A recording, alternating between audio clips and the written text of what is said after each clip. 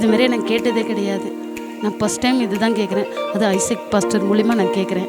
நல்ல போதகர் கொடுத்தது கோடியான கோடி நன்றி சொல்லுகிறேன் தேவனுக்கு. கடந்த நாட்களில் பார்த்தீங்கன்னா நிறைய பிரச்சனைகள் வரும்.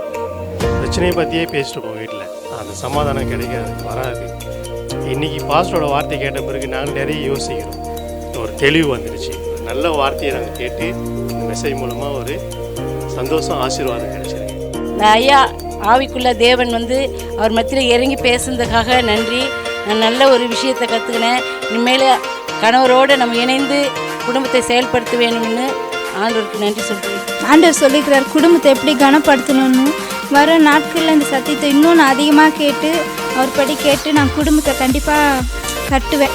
கர்த்தர் எனக்கு சில விஷயம் தெரியாத இருந்தது.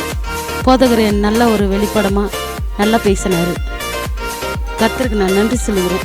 அவர் மூலிமா வார்த்தைகளே நல்லா கேட்குறதுக்கு இன்ட்ரெஸ்டாக இருந்தது.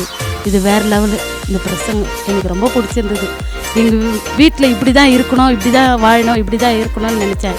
ஸோ அது கிடையாது. போதகரை சொல்கிற ஒவ்வொரு வார்த்தையும் நல்ல பிரயோஜனமாக இருந்தது. இதுமாரி நான் கேட்டதே இல்லை. இப்போ தான் நான் ஃபஸ்ட் டைம் கேட்டது. எனக்கு பிரயோஜனமாக இருந்தது. இப்போ எங்களுக்கு கல்யாணம் ஆகி தான் ஃபஸ்ட்டு நாங்கள் இந்த மீட்டிங்கு கேட்டுருக்கோம். எங்கள் வாழ்க்கையில் அவர் தான் எங்களுக்கு எல்லாமே. உண்மையிலே எங்கள் பாப்பா இன்றைக்கி உயிராக இருக்க காரணம்னா ஐசக் ஐயா மட்டும்தான். எங்களுக்கு ஆண்டவர் அவர் மூலிமா எங்களுக்கு எவ்வளவோ செஞ்சுருக்கிறாரு. ரொம்ப நாள் இதெல்லாம் அறிஞ்சிக்காமல் இருந்ததை இப்போ தான் தெரிஞ்சுக்கின பிறகு நாங்கள் நல்லா இருக்கிறோம். முன்னாடியே இதெல்லாம் சொல்லி கொடுக்க எங்களுக்கு தெரிஞ்சுதான் நான் நிறைய விஷயம் தெரிஞ்சுன்னு இருப்போம். ஆண்டவரை ஏற்றுக்காத இருந்து ரொம்ப உலகம் தெரியாமல் ஆண்டவரை ஏற்றுக்காத இருந்தது. பல விஷயம் ரொம்ப வேஸ்ட் ஆகி போச்சு. அப்பாவை ஏற்றுக்கணும் நல்லா இருக்கிறோம். இங்கே வந்த பிறகு குடும்பத்தை பற்றி தெரிஞ்சுக்கினேன். நான் இதுக்கு முன்னாடியெல்லாம் நான் கேட்டதில்லை. நிஜமாவே எத்தனையோ குடும்பங்கள்லாம் எப்படியோ பிரிஞ்சு போகிறாங்க. இந்த மாதிரி சத்தியத்தை நான் கேட்கல.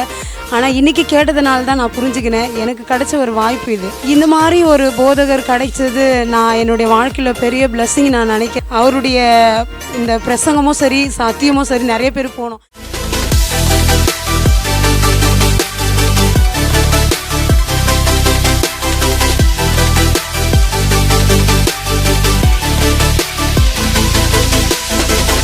கர்த்தருடைய வார்த்தைக்கு செல்வோம். கடந்த பல வாரங்களாக ராஜ்யத்தின் பொதுவான ஐஸ்வர்யம், காமன்வெல்த் என்கிற தலைப்பில் சத்தியத்தை நாம் கேட்டுக்கொண்டிருக்கிறோம். அதில் முதல் 3 வாரங்கள் ஏராளத்தின் தேவன் என்பதை குறித்து போதித்தேன். இப்போது ஒரு 2 வாரமாக தேவன் யாரிடத்தில் செல்வத்தை கொடுக்க விரும்புகிறார், யாரிடத்தில் பணத்தை கொடுக்க விரும்புகிறார், அல்லது தம்முடையவைகளை யாரிடத்தில் கொடுக்க விரும்புகிறார் என்பதை நாம் பார்த்து கொண்டிருக்கிறோம். அதற்கு ஆதாரமாக மத்தேயு 25 நாம் ஆதாரமாக வைத்து இந்த சத்தியத்தை பார்க்க ஆரம்பித்தோம். மத்தேயு 25:14 நாம் வாசிக்கும்போது, இது எல்லாருக்குமே தெரிந்த ஒரு வேத பகுதி. ஒரு எஜமான் புரதேசத்துக்கு பிரயாணமாய் போகிறார். அவர் போகும்போது தன்னுடைய ஊழியக்காரர்களை கூப்பிட்டு அவர்களிடத்தில் அவனுடைய திறமைக்கு தக்கதாய் ஒருவனுக்கு 5 தாலந்து, ஒருவனுக்கு 2 தாலந்து, ஒருவனுக்கு 1 தாலந்தை பங்கிட்டு கொடுத்து உடனே புரதேசத்துக்கு பிரயாணப்பட்டு போகிறார். வெகு காலமான பின்பு அந்த எஜமான் திரும்ப வருகிறார். திரும்ப வந்து அவரிடத்துல கணக்கு கேட்கிறார். நான் உங்ககிட்ட கொடுத்தனே, அதை வச்சு என்ன பண்ண? அதாவது அவர் ஆஸ்திகளை பங்கிட்டு கொடுக்கும்போது நீ எடுத்துக்கோ, இது உன்னுடையது அப்படின்னு சொல்லி கொடுக்காம அவர்கள் வசமாய் ஒப்புவித்தார்னு இருக்குது. அப்படின்னா இதை ஹேண்டில் பண்ணு, இதை வைத்து நீ எவ்வளவு பெருக்க முடியுமோ அவ்வளவு பெருக்கிக்கோ, இதை வச்சு நீ எந்த அளவுக்கு நல்லா இருக்க முடியுமோ அந்த அளவுக்கு நல்லா இரு, இதை வச்சு உன்னால என்ன பண்ண முடியுமோ அதை நீ பண்ணு அப்படின்னு சொல்லி அவர் கொடுக்கிறார். திரும்ப வந்து அவர் கணக்கு கேட்கிறார். 5 வாங்கினவன் அதை 10 ஆக்கியிருந்தான், 2 வாங்கினவன் அதை 4 ஆக்கியிருந்தான், 1 வாங்கினவன் அதை புதைத்து வைத்தான். உடனே ஆண்டவர் பார்த்து ரொம்ப கோபப்படுறாரு. அந்த எஜமான் அவனை புறமான இருளிலே தள்ளும்படிக்கு சொல்லுகிறார். இதுல இருந்து சில காரியங்களை நாம் கவனித்தோம். முதல் காரியம், தேவன் தம்முடைய ராஜ்யத்தில் இருக்கிறவர்களுக்கு எல்லாவற்றையும் கொடுக்க விரும்புகிறார். தன் ஊழியக்காரன் எழுதியிருக்குது பாருங்க. தன் ஊழியக்காரன், தன்னுடைய வீட்டில் இருக்கிறவன், தன்னுடைய ராஜ்யத்தில் அந்த எஜமான் தேவனுக்கு ஒப்பாக இருக்கிறார். இந்த பரலோக தேவன் தம்முடைய ஆஸ்திகளை, தம்மிடத்தில் இருக்கிற காரியங்களை தம்முடைய ராஜ்யத்தில் இருக்கிறவர்களுக்கு கொடுக்க விரும்புகிறார். ரொம்ப சிம்பிளா நான் சொன்னேன். நம்முடைய ராஜ்யத்தில் இருக்கிறவங்கன்னா யாரு? இயேசு கிறிஸ்துவை ஏற்றுக்கொண்டவர்கள், அவருடைய பிள்ளைகள். கர்த்தராகிய இயேசு கிறிஸ்துவை இருதயத்தில் விசுவாசித்து நாம் அவரை ஏற்றுக்கொள்ளும் போது இருளின் ராஜ்யத்திலிருந்து அன்பின் குமாரனுடைய ராஜ்யத்துக்கு வருகிறோம் பவுல் சொல்றார் கொலோசியர் 1:14. ஆகவே இயேசு கிறிஸ்துவை ஏற்றுக்கொள்ளுகிறவர்கள் தேவனுடைய ராஜ்யத்துக்குள்ளாக வந்திருக்கிறார்கள். ஆகவே தேவன் அவருடைய ராஜ்யத்துக்குள்ளாக வந்திருக்கிற அவருடைய பிள்ளைகளிடத்துல தம்முடைய ஆஸ்திகளை, தம்முடைய ஐஸ்வர்யங்களை அல்லது பணத்தை, தாளுந்துகளை கொடுக்க விரும்புகிறார் என்று நான் போதித்தேன். அப்போ தேவன் ஒன்றை தரணும்னா முதல்ல ராஜ்யத்துக்குள்ள இருக்கணும். ரெண்டாவது காரியம் என்னன்னா, திறமைக்கு தக்கதாக 25வது அதிகாரம் 15வது வசனம் இப்படி ஆரம்பிக்குது. அவனுடைய திறமைக்கு தக்கதாக, திறமைக்கு தக்கதாக. இப்போ சிலர் சொல்றாங்க, அவரை கர்த்தர் அதிகமாக ஆசீர்வதித்திருக்கிறாரு, இவரை மட்டும் கம்மியாக ஆசீர்வதிச்சிருக்கிறாரு, நான் என்ன செஞ்சேன்னு தெரியல, எனக்கு கர்த்தர் எதுவுமே தரவே இல்லை அப்படின்னா, கர்த்தர் வந்து பட்சபாதம் பார்க்கிறவர் இல்லை, அவர் வந்து பார்ஷாலிட்டி பார்க்கிறவர் இல்லை. பல ஜாதிகள் இடத்துல கொர்நேலியு வீட்டில் போய் அப்போஸ்தலனாகிய பேதுரு பிரசங்கம் பண்றார். அவருடைய முதல் பிரசங்கம் எப்படி ஆரம்பிக்கிறது தெரியுமா? கொர்நேலியு வீட்டில் தேவன் பட்சபாதம் உள்ளவர் அல்லவே அப்படின்னு ஆரம்பிக்கிறார். அப்படின்னா ஜாதி வித்தியாசம் பார்க்கறது இல்லை, இன வித்தியாசம் பார்க்கறது இல்லை, மனிதர்களை கூட அவர் வித்தியாசப்படுத்தி பார்ப்பதில்லை. அதான் மத்தேயு 6வது அதிகாரத்தில் மலை பிரசங்கத்தில் இயேசு இப்படி பிரசங்கிக்கிறார். என்ன சொல்றாரு? தீயோர் மீதும் நல்லோர் மீதும் சூரியனை உதிக்க பண்ணி நீதியுள்ளோர் மீதும் அநீதியுள்ளோர் மீதும் மழையை பெய்ய பண்ணுகிறார். தேவனை பத்தி சொல்றார். இந்த பரமபிதா அப்படி இருக்கிறாரு. தீயோர் மீதும் நல்லோர் மீதும் சூரியனை உதிக்க பண்ணி நீதியுள்ளோர் மீதும் அநீதியுள்ளோர் மீதும் மழையை பெய்ய பண்ணுகிறார். அவர்கிட்ட பட்சபாதமே இல்லை. ஆனா கிறிஸ்தவன் நினைக்கிறாங்க, சில பேரை கர்த்தர் ஆசீர்வதிக்கிறாரு, அவங்கள அவருக்கு ரொம்ப பிடிச்சிருக்குது, நம்மளெல்லாம் அவர் ஆசீர்வதிக்க மாட்டுறாரு, நம்ம கிட்ட எதுவும் தர மாட்டுறாரு, நம்மள எதுல நம்ப மாட்டுறாரு அப்படின்னு நினைக்கிறாங்க. இல்ல, கர்த்தருக்கு பட்சபாதம் ஒண்ணு கிடையவே கிடையாது. பாருங்க, அப்ப ஏன் எனக்கு கிடைக்கல அப்படின்னு நீங்க கேட்பீங்கன்னா, நான் சொல்ற திறமைகள் ரொம்ப முக்கியம். அதை பத்தி போன வாரம் பேசியிருக்கேன் பாருங்க, யூடியூப்ல இருக்கு, போய் கேளுங்க. திறமைகளை வளர்த்து கொள்றது ரொம்ப முக்கியம். தேவன் அவன் இடத்தில் திறமைகளை தான் நம்பி கொடுக்கிறார். ஏற்கனவே அவர் நமக்குள்ள அறிவை, ஆற்றலை, பலனை, நமக்குள்ள மூளைய, கற்பனா சக்தியை, இதெல்லாம் கடவுள் நமக்குள்ள வச்சிருக்கிறார் பாருங்க. அதை உபயோகப்படுத்தி அறிவை பெருக்க வேண்டும், திறனை வளர்க்க வேண்டும், ஸ்கில்ஸ் எல்லாம் டெவலப் பண்ணணும், திறமைகளை நாம் வளர்க்க வேண்டும். இந்த பூமியில் அப்படியே சும்மா இருந்துட்டு ஏதோ எனக்கு இதாங்க தெரியும், எனக்கு இதுதான் வரும்னு போயிடக்கூடாது. அந்த மாதிரி ஆட்களை கர்த்தர் வந்து நம்பி எதையும் கொடுக்கறதே இல்லை. கர்த்தர் ஒரு மனுஷனை நம்பணும்னா அவர் தோற்றத்தை பார்க்கறது இல்லை, அழகை பார்க்கறது இல்லை, நிறத்தை பார்க்கறது இல்லை, ஜாதியை பார்க்கறது இல்லை, எதையும் கர்த்தர் பார்க்கறது இல்லை, திறமைகளை பார்க்கிறார். நீங்கள் திறமைகள் உள்ள ஆட்களா இருப்பீங்கன்னா உங்களை நம்பி கர்த்தர் நிறைய தருவார். இந்த வேத பகுதி அது குறித்து சொல்லுகிறது. அவனுடைய திறமைக்கு தக்கதா. ஏன் ஒருத்தங்கிட்ட 5 கொடுத்தாரு? பட்சபாதம் இல்லை, அவன் திறமை அவ்வளோ. அவன் கிட்ட கொடுத்தா அது 10 ஆக்கிட்டான் பாருங்க. ஒருத்தங்கிட்ட 2 கொடுத்தாரு, அவனால அவ்வளவுதான் முடியும், அதனால அவன் பாருங்க அந்த 2 வாங்கி 4 ஆக்கிட்டான். ஒருத்தங்கிட்ட 1 கொடுக்குறாரு. இந்த இதுல கர்த்தரை கவனிக்கணும் பாருங்க, கர்த்தர் நல்லவர்னா நல்லவர் தான். அவன்கிட்ட 1 கொடுக்குறாரு, அதாவது அவனுக்கு திறமை இல்லைன்னு கம்முன்னு விட்டுல பாருங்க, அவனை நம்புறாரு. அப்போ அவனை நம்பி கொஞ்சமாவது கொடுக்குறாரு, இதை வச்சாவது அவன் கொஞ்சம் மேல வருவான். அவனுக்கு கொஞ்சம் தான் திறமை இருக்குது, ஒரு தாளுந்த பெருக்கிற அளவுக்கு அவனுக்கு இருக்குது. உனக்கு நட முடியும் உன்னால் அப்படின்னு சொல்லாம அவனுக்கு 1 கொடுக்குறாரு, இதை வச்சாவது அவன் இன்னும் பெருக பண்ணி 5 வாங்குற இடத்துக்கு 10 வாங்குற இடத்துக்கு அவன் ஏறி வருவான் அப்படின்னு எதிர்பார்க்கிறாரு கர்த்தர். அப்போ இந்த திறமைகளை வளர்த்து கொள்றது ரொம்ப முக்கியம். 3 காரியம் போன வாரம் சொன்னேன். 1, தேவனுடைய ராஜ்யத்தில் இருக்கணும். 2வது, திறமைகளை வளர்த்து கொள்ளணும். 3வது, உண்மை உத்தம் உள்ளவர்களாக இருக்கணும். அந்த 5 வாங்கி 10 ஆகணும், 2 வாங்கி 4 ஆகணும். அந்த 2 பேரையும் பார்த்து சொல்றாரு 21வது வசனத்தில், அவனுடைய எஜமான் அவனை நோக்கி, நல்லது உத்தமும் உண்மையுள்ள ஊழியக்காரனே, கொஞ்சத்தில் உண்மையா இருந்தாய், அநேகத்தின் மேல் உன்னை அதிகாரியாக வைப்பேன், உன்னுடைய எஜமானுடைய சந்தோஷத்துக்குள் பிரவேசி. இப்போ பாருங்க, அவன் உண்மை ஒத்தவம் உள்ளவனா இருக்கான். கொஞ்சம் கொடுத்தாரு, இந்த கொஞ்சத்தை வச்சு என்ன பண்ண முறுமுறுக்கல, இதெல்லாம் வச்சு என்ன பண்ண முடியும் அப்படின்னு நினைக்கல. அந்த கொஞ்சத்துல உண்மை உள்ளவனா இருந்தா அது ரொம்ப முக்கிய. தேவன் லாயல்ட்டி எதிர்பார்க்கிறார், அவருக்கு அது ரொம்ப பிடித்தமான காரியம். இந்த 3 காரியங்கள் இருக்கும்போது அவர்களை நம்பி கர்த்தர் கொடுக்கிறார். சரி, இந்த 1 வாங்கினா இல்லையா, அவனை இன்னைக்கு கொஞ்சம் பார்ப்போம். அவனால் ஏன் அதை பெருக பண்ண முடியாமல் போயிற்று? எல்லார்கிட்டையும் இப்ப நான் சொன்னது போல கர்த்தர் ரொம்ப நல்லவர், பட்சபாதம் உள்ளவர் அல்ல, அவர் எல்லாரையும் நேசிக்கிறார். அதனால எல்லார்கிட்டையும் ஏதோ ஒன்று கொடுக்கிறார். இந்த உலகத்துல பிறக்கிற எல்லாரிடத்துல ஏதோ ஒன்று இருக்கிறது. கொஞ்ச நாளைக்கு முன்னாடி ஒருத்தரை சந்திச்சேன், ரொம்ப வயதானவர். அவர் பேசினால எல்லாம் அதட்டுறாங்க, அமைதியார், சும்மா முட்டாள்தனமா ஏதாவது பேசிட்டு இருப்பேன், நேரங்காலம் உனக்கு தெரியாது, என்ன பேசுறதுன்னே தெரியாது அப்படின்னு சொல்றாங்க. அவர் பேசுனா யாரும் மதிக்கவும் மாட்டாங்க பாருங்க. அந்த மாதிரி ஒரு ஆள் அவர், இந்த மாதிரி நடத்துறாங்க அவரை. ஆனா அவர் என்ன பண்ணாருன்னா, அவர் வரைந்த டிராயிங் எல்லாம் எடுத்துன்னு வந்து என்கிட்ட காட்டினார். அவர் ஒரு ஆர்டிஸ்ட். அவர் வரைஞ்ச ஆர்ட்டெல்லாம் எடுத்துன்னு வந்து காட்டினார். நானே பிரமிச்சுட்டேன். ஏன்னா ஒரு மனுஷனை பார்த்தாருன்னா அப்படியே தத்ரூபமா வரைகிறார். அவர் பேச்சு முட்டாள்தனமா இருக்கலாம், அவர் யோசித்து பேசாத ஆளாக இருக்கலாம். ஆனால் அப்படிப்பட்ட ஒரு ஆள்கிட்ட கூட கடவுள் ஒரு அபார திறமை வச்சிருக்கிறார் பாருங்க. அபாரமான ஒரு ஆற்றலை, ஒரு தாழ்ந்த கத்தர் கொடுத்திருக்கிறார். இந்த உலகத்தில் எல்லாரும் நிர்வாணமாக தான் பிறக்கிறோம். யோபு சொன்னது போல நிர்வாணியாய் வந்தேன் இல்லையா, நிர்வாணியாக தான் வரும். ஆனால் நிர்வாணியாக திரும்பணும்னா அது டேஞ்சர் பாருங்க. நிர்வாணியாக வரும். நிர்வாணம் என்பது எதில்?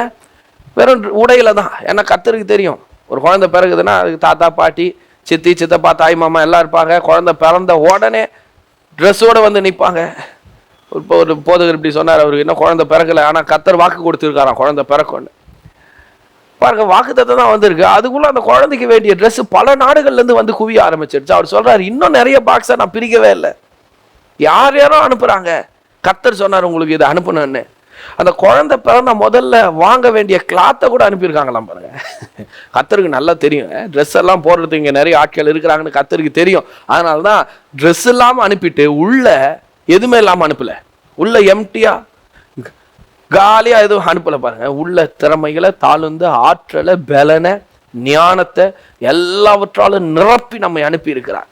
நிர்வாணமா பிறந்த ஒரு குழந்தை தான் டாக்டர் ஆகுது. நிர்வாணமா பிறந்த ஒரு குழந்தை தான் ஐஏஎஸ் ஆகுது, ஐபிஎஸ் ஆகுது, அட்வொகேட் ஆகுது. பெரிய பெரிய பதவிகளில் உயர்ந்து வருகிறார்கள், சயின்டிஸ்ட் ஆகலாம், கண்டுபிடிப்புகளை கண்டுபிடிக்கிறான். இதெல்லாம் எப்படி வந்தது? எதுவுமே இல்லாமல் வந்ததா? இல்லை, கடவுள் உள்ள வச்சு அனுப்பியிருக்கிறார். ஸ்கூல், காலேஜஸ், யூனிவர்சிட்டி, இன்ஸ்டிடியூட் எல்லாம் இதை வளர்க்கிறதே தவிர அது உண்டாகலை பாருங்க. ஸ்கூலுக்கு போனதுதான் அறிவு வந்ததுன்னு சொல்ல முடியாது. ஸ்கூல் வந்து என்ன பண்ணுச்சு? அறிவை பெருக்கினது. காலேஜ், யூனிவர்சிட்டியுடைய வேலை என்னன்னா அறிவை பெருக்குகிறார்கள், அறிவை விருத்தி அடைய செய்கிறார்கள். ஆனால் அறிவை வச்சது கர்த்தர், திறமையை வச்சது கர்த்தர். தாழ்ந்து எல்லாம் யாரையும் சும்மா படைக்கலன்னு சொல்ல வரேன், யாரையுமே சும்மா படைக்கல. ஒரு கண்ணு தெரியாத ஒருத்தரை சந்திச்சேன், ஒரு கண்ணு தெரியாத அவர்கிட்ட இருக்கிற ஒரு வீக்னஸ், எல்லாருமே அதை வச்சு தான் அவரை கிண்டல் பண்ணுறதும் அவரை நடத்துறதும். ஆனால் அவர் பாடுறாரு பாருங்க, எந்த இன்ஸ்ட்ருமெண்ட்டும் தேவையில்ல, அவ்வளோ இனிமையாக பாடுறாரு. அந்த அளவு குரல் வளங்களை கடவுள் கொடுத்துருக்கிறார். சில ஆட்கள் பார்த்தீங்கன்னா மெமரி பவர் பயங்கரமாக இருக்கும். ஒரு முறை சொன்ன ஃபோன் நம்பர் அப்படியே ரிப்பீட் பண்ணுவாங்க. என்ன சொல்ல வரேன்னா, யாரையுமே சும்மா கத்தர் படைக்கல, யாருமே திறமை இல்லாமல் கத்தர் வந்து வெளியே திறமை இல்லாமல் இந்த உலகத்தில் அனுப்பலை. எல்லாருக்குள்ள ஏதோ ஒரு தாழ்ந்த அவருடைய குணாதிசயத்தை அல்லது அவருடைய சொந்த ஆஸ்தியை ஒவ்வொருத்தருக்குள்ள வச்சுதான் அனுப்பியிருக்கிறார். ஆஸ்தின்னு சொல்லும்போது வெறும் பணம் மட்டும் கிடையாது பாருங்க. கடவுள் ஏன் இதை தாழ்ந்த திறமையை நமக்குள்ள வைக்கிறாருன்னா, நாம நல்லா இருக்கிறதுக்காக, நம்ம வாழ்க்கையில நாம மேல வருவதற்காக, நாம நல்லா இருப்பதற்காக, நாம பெருகுவதற்காக, நம்முடைய நல்வாழ்க்கைக்காக. இந்த 5 தாளந்து 2 தாளந்து 1 தாளந்தெல்லாம் கொடுத்தது நீ இதை உபயோகப்படுத்தி இதை பெருக பண்ணு, இதெல்லாம் நீ வந்து சந்தோஷப்படு, நீ நல்ல நிலைக்கு வா அப்படின்றதுக்காக தான். ஒரு பெரிய எஜமானுடைய சந்தோஷம் இருக்கிறது, அதுக்குள்ள பிரவேசிப்பதற்காக இவனை ரெடி பண்றார். அப்ப கர்த்தர் அவருடைய ஆஸ்தி, ஏதோ ஒரு திறமை, ஏதோ ஒன்று உருவாக்கக்கூடிய திறமை, அல்லது பாடுற திறமைகள், பிரசங்கிக்கிற திறமை, அல்லது ஏதோ ஒன்று கற்ற திறமை, ஏதோ ஒன்று சமைக்கிற, சில சமைப்பாங்க, அது கூட நல்ல திறமை கடவுள் வச்சிருக்காரு. சில நல்லா பேசுவாங்க, அறிவுபூர்வமும் பேசுவாங்க, உள்ள வச்சிருக்கிறார். எதுக்குன்னா அதனாலே அவர்களுக்கு பிழைப்பு உண்டாகணும், அதனாலே அவர்கள் மேலே வரணும், அதனால அவங்க ஜெயிக்கணும், அதனால இந்த சமுதாயத்தில் அவர்கள் தலை நிமிர்ந்து வாழணும்னு அவருடையதை ஒன்றை நமக்குள்ள வச்சிருக்கிறார். அதுதான் தாழ்ந்து, அவருடைய ஒன்று நமக்குள்ள வைக்கப்பட்டிருக்கிறது. இப்ப என்னன்னா, சிலர் அதை 10ஆக மாற்றி விடுகிறார்கள், 4ஆக மாற்றி விடுகிறார்கள், 2ஆக கூட மாற்றுறாங்க. ஆனா சிலர் இங்க வாசிக்கிற ஒரு நபரை போல புதைத்து போடுகிறார்கள். என்ன காரணம்? ஏன் அவர்களாலே கடவுள் கொடுத்ததை பெருக பண்ண முடியவில்லை. நிறைய பேர் நீங்க அப்படி பார்க்கலாம், நல்ல மைக்கை கொடுத்தீங்கன்னா நல்லா பாடுவாங்க, ஆனா மைக்கு வரும்போதெல்லாம் தள்ளி விட்டுவாங்க, எனக்கு வேணாம். சபையிலே நீங்க பாருங்க, ஐயோ எனக்கு வேணாங்க, ஐயோ நான் பண்ண மாட்டேங்க. வாய்ப்புகள் வரும், தள்ளி விட்டுவாங்க. பிரசங்கிக்க வாய்ப்புகள் வரும், தள்ளிடுவாங்க. சிலதில் போய் கலந்து கொள்ள வாய்ப்புகள் வரும், சிலதில் பார்ட்டிசிபேட் பண்றதுக்கு வாய்ப்பு, துணிச்சல் வராது சில நேரத்தில். நிறைய பேர் வருவாங்களே, யார் வந்தா என்ன, உனக்குள்ள ஒரு திறமையை கத்தர் வச்சிருக்கிறாரு, அபார சக்தி ஒன்று உள்ள வச்சிருக்கிறாரு, போய் நாம அதில் இறங்கி செயல்படலாமே. வரமாட்டேன்னு பாருங்க நிறைய பேருக்குள்ள. அது இந்த மனுஷன் கடவுள் அவனை சும்மா விடல, அவனிடத்திலையும் ஒன்றை கொடுத்தார், அவன் வாங்கி கொண்டு போய் புதைத்து வைத்தான். எஜமான் வரும்போது புதைத்ததை அப்படி எடுத்து கொடுக்குறான். கேட்கிறார், ஏன் புதைத்து வைத்தாய்? சொல்றான், அதை மட்டும் இன்னைக்கு பார்ப்போம். அவன் ஏன் புதைத்து வைத்தான், ஏன் அவனாலே பெருக முடியவில்லை, ஏன் அவனாலே உயர முடியவில்லை பார்ப்போம். 25வது வசனம், 24 ஒரு தாளந்தை வாங்கினவன் வந்து, ஆண்டவனே, நீர் விதைக்காத இடத்தில் அறுக்கிறவரும் தெளிக்காத இடத்தில் சேர்க்கிறவருமான கடினமுள்ள மனுஷன் என்று அறிவேன். ஆகையால் நான் பயந்து போய் உமது தாளந்தை நிலத்தில் புதைத்து வைத்தேன். இதோ உம்முடையதை வாங்கி கொள்ளும் என்றான். நல்லா கவனிங்க, என்ன சொல்றான்? நீ யாருன்னு எனக்கு தெரியும். நீ விதைக்காத இடத்தில் அறுக்கிறவர், தெளிக்காத இடத்தில் சேர்க்கிறவர், கடினமான மனுஷன், அது எனக்கு தெரியும். அதனால நான் பயந்து போய் புதைத்து வைத்தேன் அப்படின்றான். எதை காட்டுது? என்னால் முடியல, எனக்கு பெருசா தெரியல, எனக்கு இதை போய் பண்றதுக்கு சோம்பேறித்தனமா இருந்தது, அல்லது நான் அப்புறம் பண்ணலாம்னு நினைச்சேன், நீங்க இவ்வளவு சீக்கிரம் வருவீங்கன்னு நான் எதிர்பார்க்கல, இப்படி ஏதாவது ஒரு சாக்குகளை அவன் சொல்லியிருக்கலாம், ஏதாவது ஒரு காரணத்தை சொல்லியிருக்கலாம். அவனுடைய பேச்சே பாருங்க வித்தியாசமா இருக்குது. அது எதை காண்பிக்கிறது அப்படின்னா, அவனுக்குள்ளாக இருக்கிற பொறாமையும் எரிச்சலையும் காண்பிக்கிறது. கவனிக்க வேண்டிய ஒரு விஷயம். அவன் சொல்றான், நீர் விதைக்காத இடத்தில் அறுக்கிறவர், தெளிக்காத இடத்தில் சேர்க்கிறவர் அப்படின்னா என்ன அர்த்தம்? நம்ம ஊர் பாஷையில சொல்லணும்னா, வெத்தலையை வச்சு பித்தளை எடுக்கிற ஆளையா நீர்? நோகாம நோம்பு கும்பிடுறவர், ஒன்றும் இல்லைனாலும் நீர் அதை வச்சு அதை மண்ணை கூட பொண்ணாக்கிடுவீர், எதையாவது சொல்லி வித்துட்டு வந்துடுவீர். அந்த மாதிரி ஆள் நீ. உனக்கு நான் வேலை செய்யணுமா? நீ கொடுத்துட்டு போனா அதை நான் பெருக பண்ணணுமா? நான் வேலை செய்வேன், நீ பணக்காரனாவியா? என்ன மாதிரி ஒரு எண்ணம் பாருங்க. யார் மீது பொறாமைப்படுறான்? எஜமான் மீது. அவன்கிட்ட தான் வேலை செய்யறான். அவனால தான், அவன் எஜமான இருக்கிறதுனால தான் இவன் வீட்டில் அடுப்பு எரியுது, இவனால சாப்பிட முடியுது. கொஞ்சம் கூட பாருங்க அவனுக்கு யோசிக்கவும் முடியல. இந்த பொறாமை பாருங்க ரொம்ப மோசமான ஒரு காரியம். இவன் ஏன் அவனுக்கு கொடுக்கப்பட்ட அந்த ஒரு தாளந்தில் அவனால பெருக முடியவில்லை, அவனால ஜெயம் பெற முடியல, அவனால மற்றவர்களை போல அதை 2 மடங்கு ஆக்க முடியல, இவனால ஏன் அதை வைத்து சம்பாதிக்கவோ அல்லது கடவுள் எந்த நோக்கத்துக்காக கொடுத்தார் அந்த நோக்கத்தை ஏன் செய்ய முடியலன்னா, அவனுக்குள்ளாக இருக்கிற பொறாமை. இந்த ஆமை மட்டும் இருக்கவே கூடாது யாருக்குள்ள. இந்த பொறாமை இருக்குதே, இருக்கக்கூடாத ஒரு ஆமை என்னன்னா பொறாமை. சில பேர் ஆமைகள் வீட்டுக்குள்ள வந்துட்டு ஐயோ அபசகுணன்றாங்க, அதனால ஆமை வீட்டுக்குள்ள வராதபடிக்கு பார்த்துக்கிறாங்க நிறைய பேர். ஆனா இந்த ஆமையை இருதயத்துக்குள்ள ஏற்றி வச்சுட்டு இருக்கிறாங்க. பொறாமை அது தன்னை உடையவர்களின் உயிரை வாங்கும், அது அழிச்சிடும்.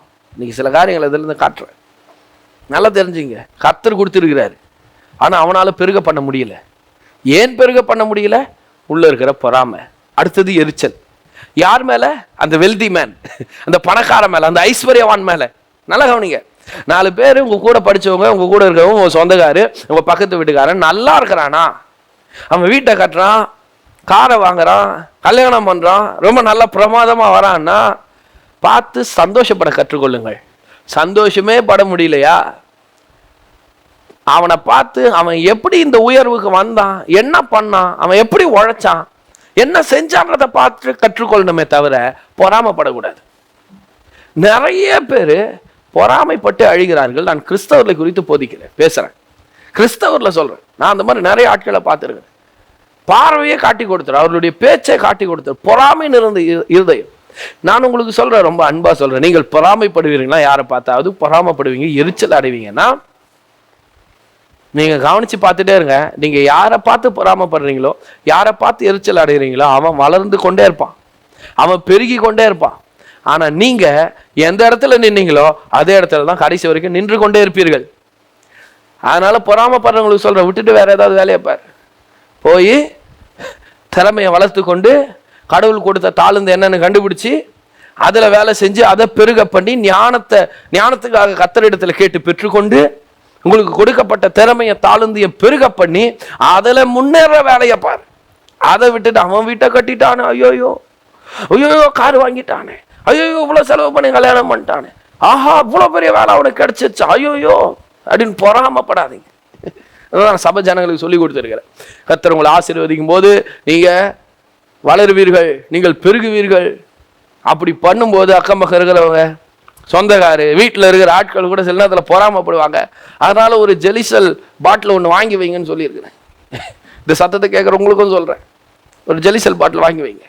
கர்த்தர் ஒன்று ஆசீர்வதிக்கும் போது சில பேருக்கு கண்டிப்பாக என்ன பண்ணும், வயிறு எரியத்தான் செய்யும், வயிறு எரியத்தான் செய்யும். அதனால அப்படிப்பட்டவங்க அப்படி வீட்டுக்கு வரும்போது ஒன்றும் பண்ண தேவையில்ல, ஒரு மூடி வாயில் ஊற்றி விட்டா போதும். சும்மா வாயில் ஊற்றி விட்டு என்னன்னு கேட்பாங்க, இல்லை இல்லை இது குடி, இது உனக்கு ரொம்ப நல்லது, ஏன்னா வீட்டுக்கு வர உள்ள இருக்கிறத பார்ப்ப, கர்த்தரை என்ன ஆசீர்வதிக்கிறத பார்ப்ப, அதனால பாதிப்பு எனக்கு கிடைக்காது, ஏன்னா என்ன ஆசீர்வதித்திருக்கிறவர் தேவன். ஆனால் பாதிப்பு தான். அந்த பாதிப்பு வரக்கூடாதுன்றதுக்காக தான் ஒரு மூடி ஜெலிசல் ரொம்ப முக்கியம். பாருங்க எப்படி இருக்காங்க பாருங்க மக்கள், பொறாமை உள்ளவர்களாக இருக்கிறாங்க. அவனுக்கு ஒன்று புரிய மாட்டேங்குது, அவனை கர்த்தர் ஆசீர்வதிக்கிறாரே, அவன் ஏதோ உழைச்சிருக்கிறான், அவனுக்கு கர்த்தர் ஒரு திறமை அவனுக்குள்ள வச்சிருக்கிறாரு, அதை வச்சு அவன் மேலே வந்துட்டு இருக்கிறான். முடிஞ்சா சந்தோஷப்படுவோம், சந்தோஷப்பட முடியலையா அவன் என்ன பண்றான்னு பார்த்து அதை கற்றுக்கொண்டு நாம மேலே வரத்துக்கு பார்ப்போம். அப்படின்றத யோசிக்கவே முடியல. அவங்களால உட்காந்து பொறாமைப்படுகிறார்கள். இந்த மனுஷன் எஜமான் மேலேயே பொறாமைப்படுறான். அதனால அவனுக்கு கொடுக்கப்பட்ட தாழ்ந்த நிலத்தை தோண்டி புதைத்து விட்டான். அவன் எஜமானுக்கு தீமை செய்யறதா நினைச்சு புதைச்சிட்டான். ஆனா அவன் புதைத்தது அவனுடையது, அவனுக்கு கொடுக்கப்பட்டது. நான் அப்படி சொல்றேன், அவனுடைய வளர்ச்சி அவன் குழி தோண்டி புதைச்சிட்டான், அவனுடைய முன்னேற்றத்தை அவன் குழி தோண்டி புதைச்சிட்டான், அவனுடைய உயர்வை அவன் புதைச்சிட்டான். இந்த மாதிரி நிறைய ஆட்கள் இருக்கிறாங்க, பிறகு புதைச்சிட்டு ஒண்ணும் இல்லாம உட்காந்து இருக்கிறான். எல்லாத்தையும் புதைச்சிட்டு கடைசியில் கடவுள் என்ன ஏன் தான் அப்படி வச்சுட்டு இருக்கிறாரு, கடவுள் ஏன் வச்சாரு, கடவுள் உங்களுக்கு கொடுத்தாரு, உங்களை நம்பினார், உங்களை கொடுத்தாரு, நீங்க அதை பெருக பண்ணல, நீங்க அதை பள்ளம் தோண்டி புதைச்சிட்டீங்க. அதை தப்ப மட்டும் பண்ணாதீங்க. எவன் மேலேயோ இருக்கிற பொறாமை, அவனுடைய வளர்ச்சியில் உங்க பங்கு ஏதாவது ஒன்று இருக்குமா? ஒரு செங்கல் எடுத்து கொடுத்துருப்பீங்களா அவனுக்கு வீடு கட்டுறதுக்கு நீங்க? ஆனா பொறாமை மட்டும் பாருங்க, ஜனங்களுக்கு அப்படியே பயங்கரமா வருது. நீங்க அதை கண்டுபிடிக்கலாம். அந்த பொறாமை உள்ள ஆட்களை ஈஸியாக அடையாளப்படுத்திடலாம். உங்களை பத்தி எப்பவுமே தப்பா தான் பேசுவாங்க, காரணமே இருக்காது. உங்களை பத்தி பேசுவாங்க, எந்த காரியம் என்ன இருக்கட்டும், ஆனா உங்களை பத்தி அவங்க தவறா பேசுவாங்க. காரணம் அவங்க மீது பொறாமை, உங்க மீது அவங்களுக்கு பொறாமை இருக்குது, அதனால தவறா பேசுறாங்க. அடுத்தது உங்க பிறந்த நாளுக்கு, உங்க திருமண நாளுக்கெல்லாம் உங்களை வாழ்த்தவே மாட்டாங்க. ஏன்னா அவங்க நினைக்கிறாங்க, வாழ்ந்திருங்கள்னு வாழ்த்தனா நீங்க ஓஹோன்னு வாழ்ந்துட போறீங்க. சரி, பொறாமையுள்ள ஆள் வாழ்த்தனா எப்படி வாழ்வோம் யோசித்து பாருங்களேன். கர்த்தர் ஆசீர்வதிக்கிறார். ஆனா மக்கள் அப்படி நினைக்கிறாங்க, வாழ்த்த மாட்டாங்க. அதை வச்சே தெரிஞ்சுக்கலாம். விஷ் பண்ண மாட்டாங்க அப்படின்னா அதை வச்சு தெரிஞ்சுக்கலாம் உள்ள எங்கேயோ என்ன இருக்குது, பொறாமை இருக்கு. நீங்க போய் ஒரு ஃபங்க்ஷன் கூப்பிடுங்க, ஒரு கல்யாணத்துக்கு கூப்பிடுங்க, சந்தோஷமா வரமாட்டான் மோஸ்ட்லி வரவே மாட்டார்கள். ஏன்னா உள்ள பொறாமை இருக்கு. 1008 வேலை சொல்லுவான்.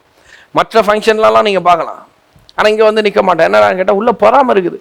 அப்படிப்பட்ட ஆட்கள் வரலன்னு வருத்தப்படக்கூடாது. அதனால இதெல்லாம் நான் சொல்றேன், வருத்தப்படக்கூடாது, ரொம்ப கவலைப்படக்கூடாது. ஐயோ அவங்க வரலையா, அப்படிப்பட்டவங்க வராது ரொம்ப நல்லதுன்னு நினைச்சுக்கலாம் பாருங்க. பொறாமை ரொம்ப ரொம்ப ஒரு கீழ்த்தரமான ஒரு செயல். அது தன்னை அழிச்சிடும்.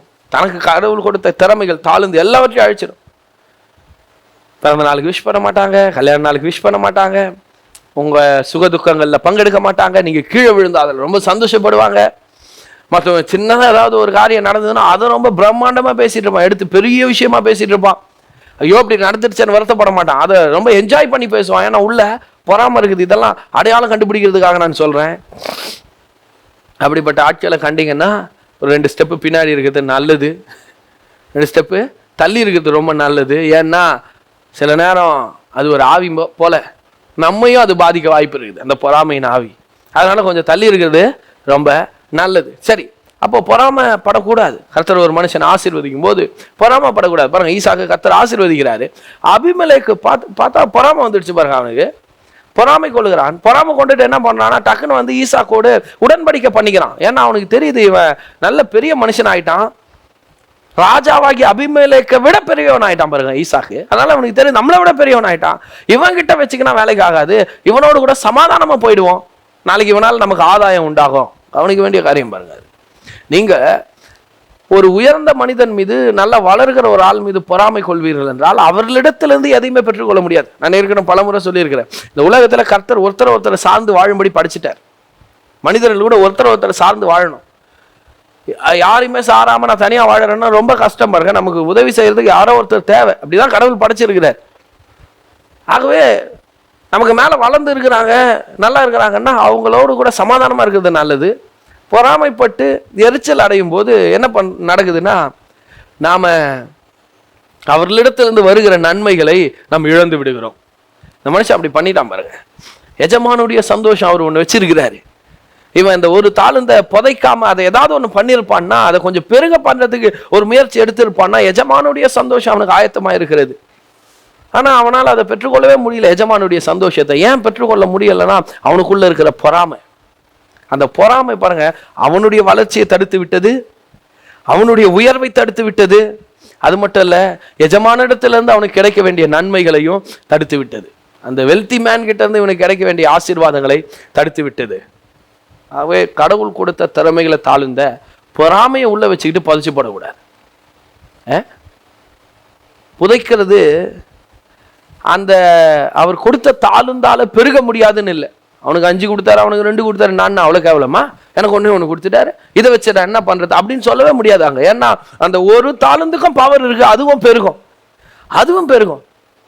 ஆனா பெருகக்கூடிய ஒன்றை இவனை வீணாக என்ன பண்ணிட்டான், புதைத்து விட்டான். புதைத்தது மட்டும் இல்ல, அந்த எஜமான் மேல அவனுக்கு மிகப்பெரிய ஒரு எரிச்சல். என்ன எரிச்சல்? நான் ஏன் அவனுக்கு சம்பாதிச்சு கொடுக்கணும், நான் ஏன் அவனுக்கு ஏதாவது செய்யணும், என்னை வச்சு அவன் நல்லா இருக்க பார்க்குறான், நான் அவனுக்கு சொல்லுவாங்க தெரியுமா, நான் அண்ணா அவனுக்கு இழிச்சவாயினா, நான் அவனுக்கு ஏமாலியா, என் தலையிலேயே மிளகா அரைக்கிறான், அந்த மாதிரி இவன் நினச்சிட்டான் பாருங்க. இதெல்லாம் பொறாமையின் பேச்சு. அதன் விளைவு என்னன்னா, அவனால் எஜமானுடைய சந்தோஷத்தை பெற்றுக்கொள்ள முடியல, கொடுக்கப்பட்ட தாளுந்த பெருக பண்ண முடியல. இந்த எண்ணம் தான் அநேகருக்குள்ள இருக்குது. இது ராஜ்யத்தின் கலாச்சாரம் இல்லை பாருங்க, இது இல்லை ராஜ்யத்தின் கலாச்சாரம். தேவனுடைய ராஜ்யத்தில் இருக்கிற பொறாமைப்படுகிறவர்கள் அல்ல, அவர்கள் சந்தோஷப்படுகிறவர்கள். ஒருத்தருடைய வளர்ச்சியை பார்த்து அவங்க சந்தோஷப்படுறவங்க, ஒருத்தருடைய முன்னேற்றத்தை பார்த்து அதில் ரொம்ப சந்தோஷப்படுறவங்க. அவங்க பல நாளாக கஷ்டப்பட்டாங்க, வேதனைப்பட்டாங்க, இவ்வளோ மழையில வெயிலில் கஷ்டப்பட்டாங்க. இன்னைக்கு கடவுள் அவங்களுக்கு ஒரு நல்ல வீட்டை கொடுத்துருக்காங்க, சந்தோஷப்படுவோம். எவ்வளோ சாப்பாடுக்கே கஷ்டப்பட்டு இன்னைக்கு 3 வேளை சாப்பிட்றான், கடவுள் அவன் ஆசீர்வதிச்சு ரொம்ப சந்தோஷம். அதுதான் ராஜ்யத்தின் எண்ணம் பாருங்க. ராஜ்யத்தில் இருக்கிற கிறிஸ்தவர்கள், தேவனுடைய பிள்ளைகள் இப்படிதான் ஒருத்தரை பார்த்து என்ன பண்ணணும், யோசிக்கணும். ஆண்டவர் அவர் கஷ்டப்பட்டார், ஆண்டவர் இன்னைக்கு அவர் ஆசீர்வதித்து இருக்கிறார், கர்த்தாவே உமக்கு ஸ்தோத்திரம், அவர் கொடுத்த நல்ல வாழ்க்கைக்காக ஸ்தோத்திரம். இந்த ஆட்டிடியூட் நமக்குள்ள இருக்கணும் பாருங்க. ஐயோ மேலே வந்துட்டானா, ஐயோ இவ்வளோ பெரிய வீடா அப்படின்ட்டு அனைவருக்கு வயிறு எரிஞ்சு விழி பிதுங்கி ஜீரணிக்கவே முடியாம அனைவர் படுத்துட்டு இருக்காங்க. ஒருத்தர் சொன்னார், கதறான் ஆமாம அப்படின்றார். கதறான், ஏன் கதறான்? உள்ள அவ்வளோ பொறாமை. அந்த பொறாமை என்ன பண்ணுது, கதற வைக்குது. கர்த்தர் உங்களை ஆசீர்வதித்ததை பார்த்து நான் சொல்றேன், பொறாமை உங்களுக்குள்ள இருந்தால் கதறின்னு தான் இருக்கணும், மேலே வர முடியாது. பொறாமை இல்லை, நான் மற்றவர்கள் வளர்ச்சியில் சந்தோஷப்படுறேன், அவங்க முன்னேற்றத்தில் சந்தோஷப்படுறேன், அதே நேரத்தில் கடவுள் எனக்கு கொடுத்த வேலையில் நான் சீரியஸாக இருக்கிறேன். நீங்கள் மற்றவங்களை கதற வைக்கலாம். கதறணுமா கதற வைக்கணுமான்றது உங்கள் கையில் தான் இருக்கு. ஆமென். ரொம்ப முக்கியம் பாருங்க இது பொறாமை. நான் சொல்கிறான், கடினமான மனுஷன் தெரியும், ஆனால் எஜமான் ரொம்ப நல்லவர் பாருங்க. அவரை பார்த்தா கடினமான மனுஷன் இல்லை. கடினமான மனுஷன் தான் ஆஸ்தி அவரே வச்சுட்டு இருக்கணும், தான் பிள்ளைங்கள் மேலே எழுதி வச்சுட்டு போயிருக்கணும். இவனை கூப்பிட்டு இவர்களுடைய பிரயோஜனம், ஊழியக்காரனுடைய வேலைக்காரனுடைய பிரயோஜனத்தை கொடுத்துட்டு போறாருன்னா அவர் எப்படி கடினம் உள்ள மனுஷனா இருப்பாரு? இவன் புரிந்து கொண்ட விதமே தவறு பாருங்க. நிறைய பேர் கடவுளை கூட அப்படிதான் புரிஞ்சு வச்சிருக்காங்க, கிறிஸ்தவர்கள் அப்ப தப்பா புரிஞ்சு வச்சிருக்கிறாங்க. அவர் கடினம் உள்ளவர் அல்ல, அவர் நம்ம நல்லா இருக்கணும், நாம மேல வரணுன்றதுக்காக நம்ம கையில எல்லாவற்றையும் கொடுக்கிறவர். சொல்றான், நீ கடினம் உள்ள மனுஷன் தெரியும். அடுத்த வசனம் இவன் சொல்றான் 25, ஆகையால் நான் பயந்து போய்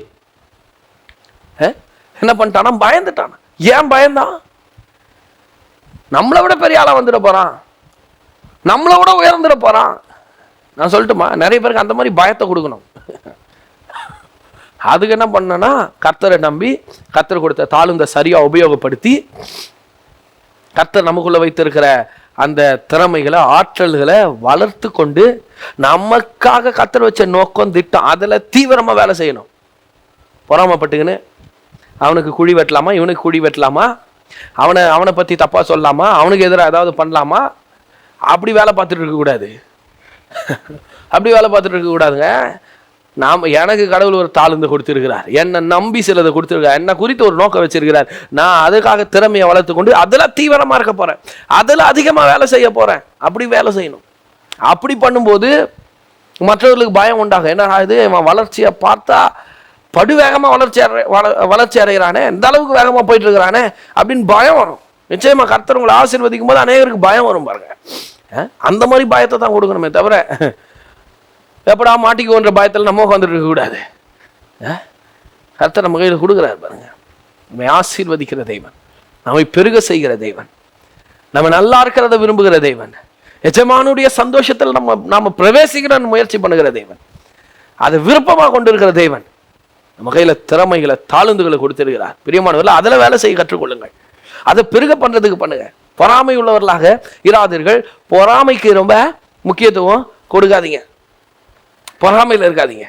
மேன் சொல்கிறான், நான் பயந்துட்டேங்க, நீ பெரிய ஆளாயிட போறேன்னு நான் பயந்து போனேன்றான். அவனுடைய எண்ணம் தான் பாருங்க அவனை அழித்தது. 1-2 வசனங்களை வாசிக்கலாம். பொறாமை எவ்வளோ தூரம் வேலை செய்யணும். 106 சங்கீதம் 106 16 17. பாளையத்திலே அவர்கள் மோசேயின் மேலும் கர்த்தருடைய பரிசுத்தனாகிய ஆரோனின் மேலும் பொறாமை கொண்டார்கள். பூமி பிளந்து தாத்தானை விழுங்கி அபிராமின் கூட்டத்தை மூடி போட்டது. கர்த்தருடைய ஊழியக்காரர்கள் பாருங்க, மோசேயும் ஆரோனும். அரண்மனையில் இருந்த மோசே தேவனுடைய ஜனங்களோட துன்பத்தை அனுபவிக்கணும்னு தெரிந்து கொண்டு இந்த இஸ்ரவேல் ஜனங்க கூட வனாந்தரத்துல துன்பப்பட்டு இருக்கிறான். துயர் போய் ராஜாவை ஃபேஸ் டு ஃபேஸ் நின்று ராஜாவை எதிர்த்து, ராஜாவுடைய கட்டளைகளை எதிர்த்து இத்தனை லட்சம் ஜனங்களை வழிநடத்துறது சாதாரண வேலை கிடையாது. இந்த ஜனங்களுக்காக வேலை செஞ்சுட்டு இருக்க மோசே மேல பொறாமை கொள்ளுகிறார்கள். இன்னைக்கு தெரியுமா உங்களுக்கு, ஊழியக்காரங்க மேலே நிறைய பேர் பொறாமைப்படுறாங்க. ரொம்ப டேஞ்சர் அதுன்ற நான். மோசேயின் மீது கர்த்தருடைய பரிசுத்தனாகிய ஆரோனின் மீதும் பொறாமை. யாருக்கு ஆரோனை ஆசாரியனாக கர்த்தர், அவனுடைய கோலை துருக்க செய்தது கர்த்தர். அவன் மேல விசேஷத்தை அபிஷேகத்தை வச்சிருக்கிறார். இதெல்லாம் ஒண்ணுமே புரியல. இவங்களுக்கு பின்னாடி இருந்து வேலை செய்யறவர் யாரு, இவங்களை ஆசீர்வதிக்கிறவர் யாரு, இவங்க இந்த நிலைக்கு இருக்கிறாங்கன்னா இவங்களை தூக்கிட்டு வந்தது யாரு, உணரவே இல்லை பாருங்க நிறைய பேருக்கு. அவன் எதிரில் இருக்கிற ஆளை பார்த்துட்டு இவங்க மேல பொறாமப்பட்டுக்கிறான். என் மேல பொறாமப்படலாம், என் பின்னாடி இருந்த என்ன ஆசீர்வதிக்கிற கர்த்தரை டச் கூட பண்ண முடியாது, தொட்டு கூட பார்க்க முடியாது. அதனால தான் அனைவரும் தோற்று போகிறார்கள், தோல்வி அடைந்து போகிறார்கள். கர்த்தருடைய பரிசுத்தனாகிய ஆரோன் மீது மோசேயின் மீது அவர்கள் பொறாமை கொண்டார்கள். விளைவு என்ன? பூமி பிளந்து தாத்தானையும் அபிராமின் கூட்டத்தை விழுங்கி போட்டது. கூட்டமே பொறாமைப்படுறீங்கன்னா ஒரு ஆளுக்கு, அதாவது நீங்க தாளுந்துகளை வேலை செய்ய போறீங்க. கடவுள் எனக்கு ஒரு தாளுந்து கொடுத்துருக்க, நான் அதை வேலை செய்ய போறேன், திறமைகளை வளர்க்க போறேன், அறிவை பெருக்க போறேன்னா நீங்க மட்டும்தான் இருக்கிற மாதிரி இருக்கும். ஆனா நீங்க பொறாமைப்பட ஆரம்பிங்க, ஒரு கூட்டமே சேர்ந்துடும். யாரையாவது காலி பண்ண நினைக்கல, ஒரு கூட்டமே வந்துடும். ஒருத்தர் சொன்னார், பன்றிகள் தான் எப்பவுமே கூட்டமா இருக்கும், சிங்கம் சிங்கிளா தான் இருக்குன்னாரு. நீதிமன்றம் சிங்கத்தை போல் தைரியமா இருக்கிறார், சிங்கத்தை போல் தைரியமா இருக்கிறார். கூட்டத்தோட எப்பவுமே சிங்கம் வராது, தனியா தான், சோலோ பெர்ஃபார்மன்ஸ். இறங்கி ஆடணும், கர்த்தரும் கூட இருக்கிறார். தைரியமா இறங்கி வேலையை செய்யணும். தைரியமா நான் தனியா இருக்கிறேன்னு பயந்து உட்காந்துட்டு இருக்க கூடாது. தைரியமா இறங்கி வேலை செய்யணும், தைரியமா இறங்கி பணத்தை பெருக்கணும். ஒரு இடத்துக்கு நீங்க தனியா போய் வேலை செய்ய வேண்டியது தைரியமா போகணும். சிலர் எப்பவுமே 4 பேர் கூட சேர்த்துக்கணும்னு நினைக்கிறாங்க. இல்ல தனியா போங்க, தைரியமா தனியா போய் எதனாலும் பேசுங்க, தைரியமா போய் வேலையில இறங்குங்க, தைரியமா போய் ஒரு பிசினஸ் ஆரம்பிங்க, தைரியமா போய் ஒரு காலேஜ்லயோ ஒரு யூனிவர்சிட்டியில தைரியமா சேருங்க. கர்த்தர் உங்க கூட இருக்கிறாரு, உன்னை நடத்துவார், உன்னை பெருக பண்ணுவார். 4 பேர் கூட சேரும்போது, அதுவும் சரியில்லாத பொறாமை உள்ள ஆட்கள் கூட சேரும்போது பாருங்க, அது வீழ்ச்சியை உண்டாக்கக்கூடியதா இருக்குது. இந்த பொறாமைப்படுகிற ஆட்கள் எப்பவுமே கூட்டமா இருப்பாங்க. கூட்டமா இருந்தா கூட்டமா பாதிப்பு, கூட்டமா இருந்தா கூட்டமா பாதிப்பு. வாசிக்கிறோம் பாருங்க, அபிராமின் கூட்டத்தாரை விழுங்கி போட்டது, அவர்களுடைய பொறாமை அவர்களை அழித்தது. சரி, இன்னும் 1-2 வசனங்களை நம்ம வாசிப்போம். நீதிமொழிகள் 14:30. சொஸ்தமனம் உடலுக்கு ஜீவன், பொறாமையோ எலும்பு உருக்கி. பொறாமை என்ன பண்ணுதா? எலும்பெல்லாம் உருக்குதான் பாருங்க. பொறாமையோ சரீரத்திலே பார்க்கலாம். நீங்க பொறாமை உள்ள ஆட்களை பார்த்தீங்கன்னா சரீரத்துல பெரிய ஒரு ஆரோக்கியம் இருக்காது, நிறைய குறைபாடுகள் இருக்கும் சரீரத்துல. அது என்னன்னா, அது எங்கேயோ இருக்கிற பொறாமை, எங்கேயோ இருக்கிற பொறாமை. அது அவர்களுடைய சரீரத்தை அப்படி எல்லாருக்கும் அப்படி இல்லை, ஆனா ஒரு சிலருக்குள்ள அது ஒரு துன்மார்க்கமான செயல் பொறாமை. நீங்க பைபிள் வாசித்து பாருங்க, கொலைபாதகம், காம விகாரம், விபச்சாரம் இப்படிலாம் பேசிட்டே வரும்போது அதுலேயே பொய் பொறாமைன்னு அதே லிஸ்ட்ல தான் வருது பைபிள், தனியா வரல. நம்ம ஆட்கள் பிரிச்சுட்டாங்க. விபச்சாரம் பண்றது, கொலை செய்யறதெல்லாம் பெரிய பாவம், பொறாமைப்படுறது, பொய் சொல்றதெல்லாம் அது பாவமே இல்லை, அல்லது அது ரொம்ப சின்ன பாவம், அப்படி இல்லை, எல்லாம் பெரிய பாவம் தான். பாவம் தான். குடியை விட்டாச்சு, பொடியை விட்டாச்சு, விபச்சாரம், கொலை பண்றது இதெல்லாம் நாங்க செய்யறதே இல்லைங்க, திருடுறதெல்லாம் இல்லை, ஓகே. ஆனா பொறாமைப்படுறீங்களே, பொய் சொல்றீங்களே, கண்களின் இச்சை இருக்கு பாருங்க, இதெல்லாம் ரொம்ப துன்மார்க்க தானம். துன்மார்க்க தானம் இது அவர்களை அழிக்குதுன்றதை அவங்க உணராம இருக்கிறாங்க. அவங்க முன்னேற முடியலன்றத அவங்களால உணரவே முடியல. ஏன்னா இந்த மாதிரி இருக்குது எண்ணங்கள், ஒரு தெளிவு இல்லை அந்த எண்ணத்துல. அவன் மேல வரான, அவனை பார்த்து நான் கத்துக்கணும் இல்லையா? அவன் நம்ம ஊர்லயே இருக்கிறான், நம்மள மாதிரி தான் வாழ்ந்தான், நம்மள மாதிரி தான் வளர்ந்தான், ஆனால் நம்மளை விட டாப்பாக வந்துட்டானே. அவனை போய் அவங்ககிட்ட கேட்டு என்ன நான் பண்ணுறேன், எனக்கு ஏதாவது சொல்லிக் கொடு, நானும் மேலே வரணும், இப்படி கற்றுக்கொள்ளணுன்றது தான் மனது யோசிக்கணும் தெளிவாக இருந்தா. ஆனால் உங்களால் அப்படி யோசிக்க முடியல. அப்படியே பரவாயில்ல குறுக்குறன்னு பார்க்குறான், போகும்போது வரும்போது ஆளுங்களை வச்சு பஸ் ஏறும்போது பஸ் விட்டு இறங்கும் போது எல்லாத்தையும் பார்க்குறான். அப்படியே பார்க்குறான், நல்லாகிறானே நல்லாகிறானே நல்லாகிறான். அவன் செருப்பை பார்த்தியா, அவன் போகிற காரை பார்த்தியா, அவன் போடுற ட்ரெஸ்ஸை பார்த்தியா, இப்படியே பார்த்துட்டு இருந்தா அங்கேயே உட்காந்துன்னு எல்லாத்தையும் பார்த்துட்டு கதறி சாக வேண்டியதுதான். மேலே வரவே முடியாது. இன்னைக்கு மேலே இருக்கிற டாப்பாக இருக்கிற ஆட்கள்லாம் யோசித்து பாருங்களேன், அவர்கள்லாம் பொறாமப்பட்டவர்கள் கிடையாது. அம்பானி அதானியை பார்த்து பொறாமப்படுறது கிடையாது, டாடா குழுமத்தை பார்த்து பொறாமப்படுறது கிடையாது, எலான் மாஸ்க் இன்னொருத்தரை பார்த்து பொறாமப்படுறது கிடையாது, பில்கேட்ஸை பார்த்து பொறாமப்படுறது கிடையாது. அவர்களாம் அவங்க கிட்ட இருக்கிறது தேவையானதை கற்றுக்கொள்கிறார்கள், தேவையில்லாத விட்டுடுறான், அவன் மேலே வர்றதை தான் பார்க்குறான். இருக்கீங்களா? ரொம்ப முக்கியமான காரியங்க. பொறாமையோ எலும்புருக்கி. இன்னொரு வசனம் நீதிமொழிகள் 27:4 27:4 உக்கிரம் கொடுமையுள்ளது, கோபம் நிஷ்டூரம் உள்ளது, பொறாமையோ வென்றால் அதற்கு முன்னிக்கத்தக்கவன் யார்? பொறாமையோ வென்றால் அதற்கு முன் நிற்கத்தக்கவன் யார்? பொறாமைக்கு முன்னாடி எவன் நிற்க முடியும்? நான் என்னுடைய டிரான்ஸ்லேஷன், பொறாமைக்கு முன்னாடி அவன் நிற்க முடியும். இன்னும் கொஞ்சம் மாடனா சொல்லணும்னா, பொறாமை எவனை விட்டு வைக்கும்? பொறாமை எவனை விட்டு வைக்கும்? ஒருத்தனை விட்டு வைக்காதுங்க பொறாமை. அது யார்கிட்ட இருக்குதோ அவங்கள அது காலி பண்ணிடும், அவங்க கிட்ட இருக்கிற எல்லாத்தையும் உருவிடும், அவங்கள நிராயுதபாணியா நிக்க வச்சிடும், ஒன்னுத்துக்கு உதவாத ஆளா சமுதாயத்துல ஒரு பழமொழியை போல நிக்க வச்சிடும். அவனை போல இருக்காத, பொறாமப்பட்டு அழிஞ்சவன் அவன். யார மாதிரி வேணா ஆனால் அவனை போல மட்டும் இருந்துடாது அப்படின்னு ஒரு பழமொழி சொல்லாக மாற்றிவிடும். பொறாமை எவனை விட்டு வைத்தது? எவனை விட்டு வைத்தது? ஆளுந்த கொடுத்திருந்தோம், அதற்கான திறமை இருந்தோம், சப்போர்ட் பண்ண தேவனே இருந்தோம், பொறாமை இருக்கும்னா முன்னேற முடியாது, ஜெயிக்க முடியாது. புதிய ஏற்பாட்டிலிருந்து ஒரு வசனத்தை காண்பித்து கொடுக்க விரும்புகிறேன். யாக்கோபு 4:2 நீங்கள் இச்சித்தும் உங்களுக்கு கிடைக்கவில்லை, நீங்கள் கொலை செய்தும் பொறாமை உள்ளவர்களாக இருந்தும் அடையக்கூடாமல் போகிறீர்கள், நீங்கள் சண்டை பண்ணி யுத்தம் பண்ணியும் நீங்கள் விண்ணப்பம் பண்ணாமல் இருக்கிறதுனாலேயே உங்களுக்கு சித்திக்கிறதில்லை. கவனிங்க, பொறாமை உள்ளவர்களாக இருந்தும் அடையக்கூடாமல் போகிறீர்கள். பொறாமை படுறாங்களாம், இதை வச்சிருக்கானே அதை வச்சிருக்கானே, அப்படி வீட்டை கட்டானே, கல்யாணம் பண்ணிட்டானே, இத்தனை பிள்ளைங்களை பற்றி எடுத்துட்டானே, இந்த லேண்டு வாங்கிட்டானே, இவ்வளோ பெருசாக கட்டிட்டானே, இவ்வளோ பெரிய இடத்த வாங்கி பொறாம போறான். ஆனால என்ன பண்ண முடியல, அவனால அடைய முடியல. நான் அந்த மாதிரி ஆட்கள்லாம் பார்த்துருக்கேன் பாருங்க, பார்த்துக்கிறேன். நாங்கள் வீடு கட்டும் போதெல்லாம் எழும்பி பயங்கரமாக வந்து வேலையெல்லாம் செஞ்சாங்க. அவனா நினைச்சாங்க ஏதாவது ஒன்று பண்ணி நிறுத்திடலாம், தடை பண்ணிடலாம், காலி பண்ணிடலாம், இப்படிலாம் ஆட்களை பார்த்துருக்கேன் பாருங்க. அவங்களுக்கு தெரியாது கர்த்தர் இவங்களை ஆசீர்வதிக்கிறார், கர்த்தர் இவங்க பின்னாடி நிற்கிறாரு, கர்த்தர் இவர்களுடைய எல்லைகளை ஆசீர்வதித்திருக்கிறார் அப்படின்றது அவங்களுக்கு தெரியல.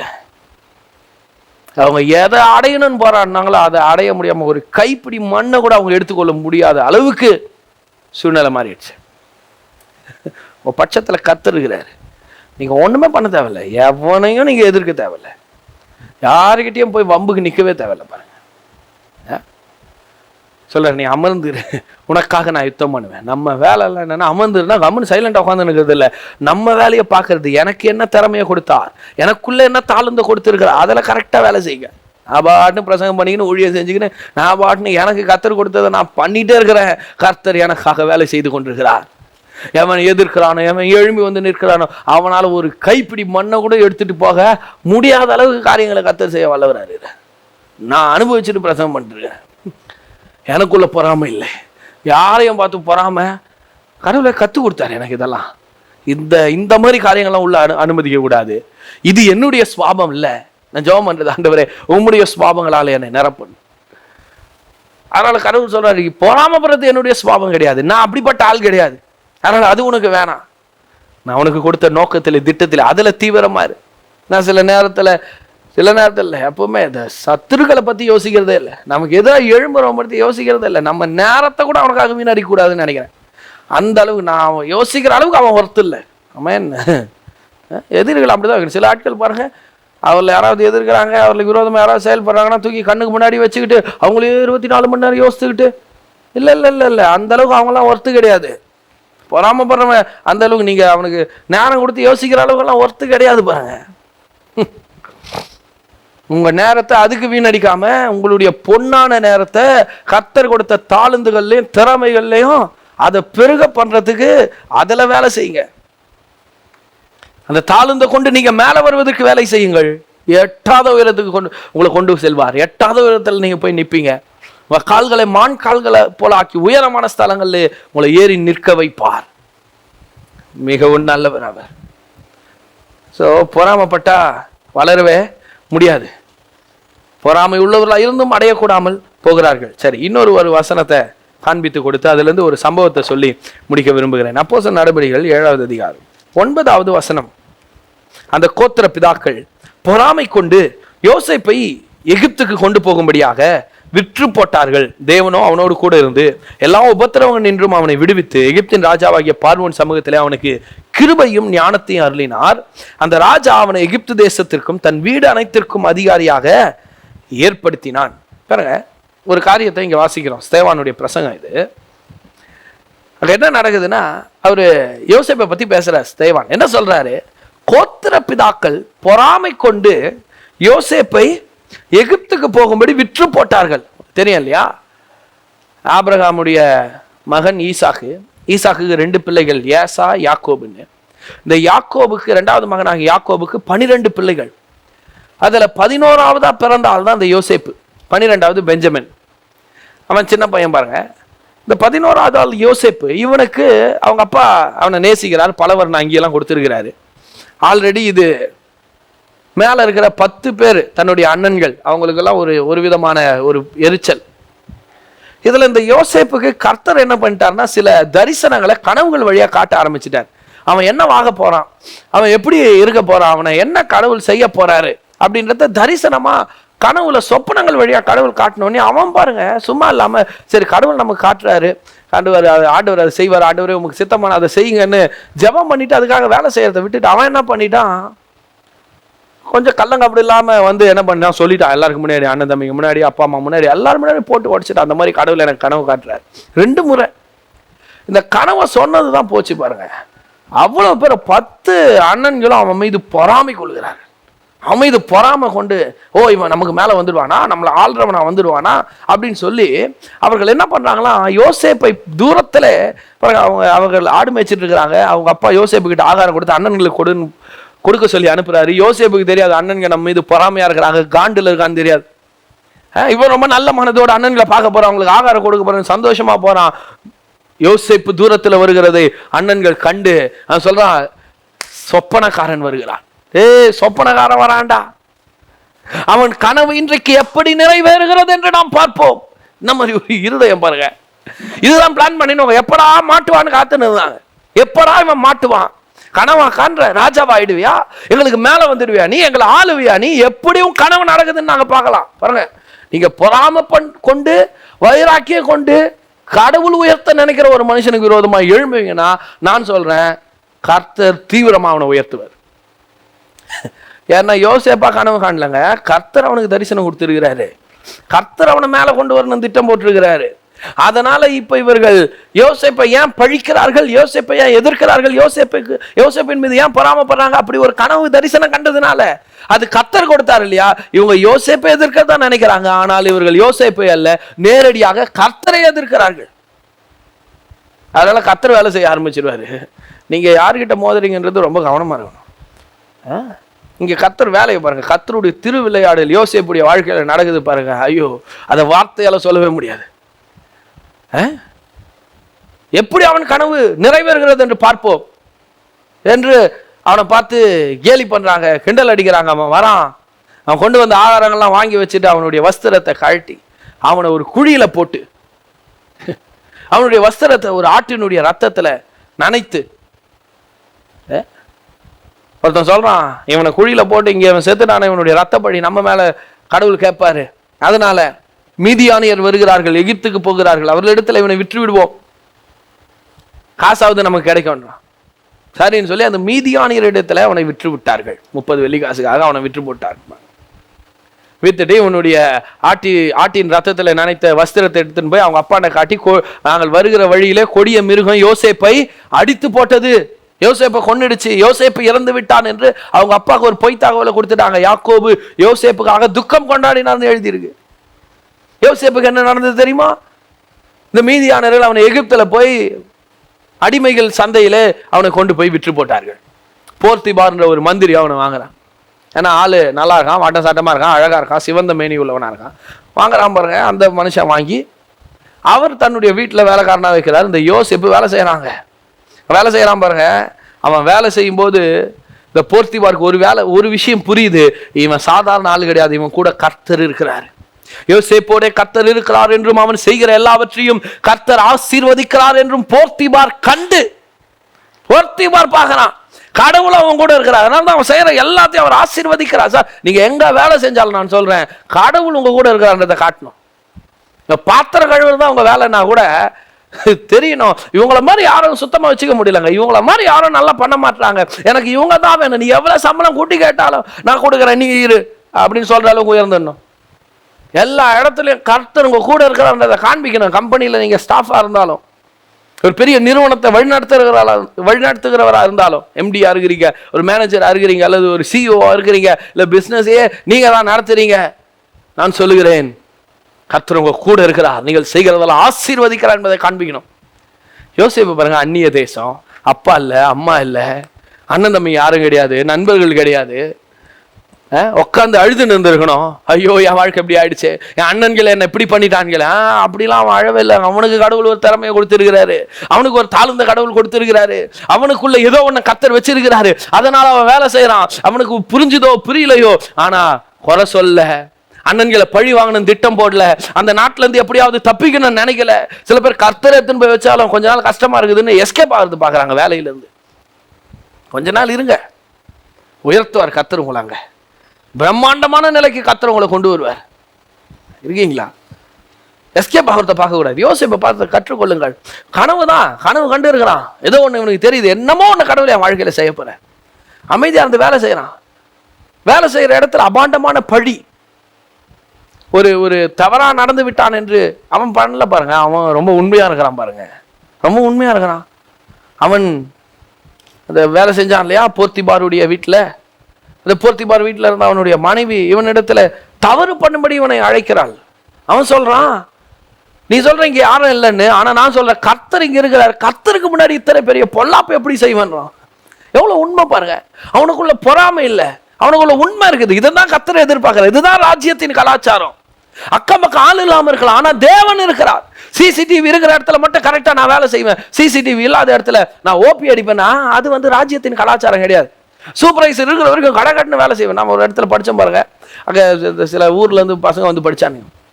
பார்த்தீங்கன்னா கரெக்டாக வார்டன் இருக்கும்போது மட்டும் வேலை செய்வாங்க. அவர் அப்படி போயிட்டு அங்கே போய் உட்காந்துடுவாங்க, உட்காந்து கதை பேசிட்டு இருப்பான், ஃபோன் நோண்டிட்டு இருப்பான், சாப்பிட்டுட்டு இருப்பான். அவர் அங்கே வராருன்னு தெரிஞ்ச டக்குன்னு இறங்கி வந்து வேலை செய்வாங்க பாருங்க. அவரு சொல்லுவாரு, இவங்க தான்பா கரெக்டு, இவங்க கரெக்டாக வேலை செய்யறாங்க. அவரை ஏமாத்திடலாம், மேலகிறவர் அவரை ஏமாற்ற முடியுமா? சூப்பர்வைசரை ஏமாத்திட்டு இருக்கான் நிறைய பேர், டீ வாங்கி கொடுத்து எதை முடிச்சிடறேன் சார், அதை முடிச்சிடறேன் சார். சூப்பர்வைசர் ஆட்கள் இருக்கும்போது மட்டும் வேகமாக வேலை செய்யுது, ஆள் போயிட்டா ஃபோனை நோண்டிக்கிட்டு இப்படி உட்காந்துட்டு இருக்கிறது. அது ராஜ்யத்தின் கலாச்சாரம் இல்லை, ராஜ்யத்தின் பிள்ளைகளுக்கு அது அழகம் கிடையாது. நீங்க எங்க இருந்தாலும் கர்த்தர் உங்களை கவனிக்கிறார்ன்ற எண்ணம் இருக்கணும், அதுதான் உங்களுக்கு உயர்வுக்கு வழி.